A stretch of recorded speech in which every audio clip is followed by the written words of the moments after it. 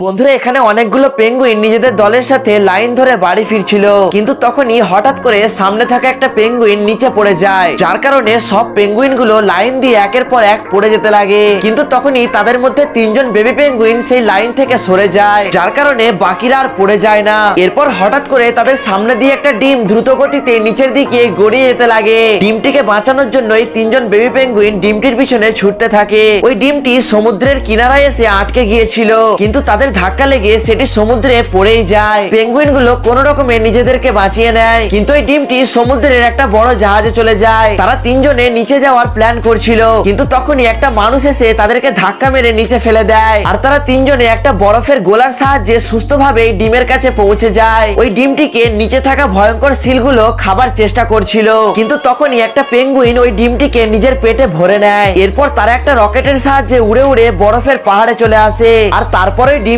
ফেটে আরো একটি কিউট বেবি পেঙ্গুইন বেরিয়ে আসে। তো বন্ধুরা, আপনার কি পেঙ্গুইন ভালো লাগে? কমেন্ট করে আমাকে নিশ্চয়ই জানাবেন।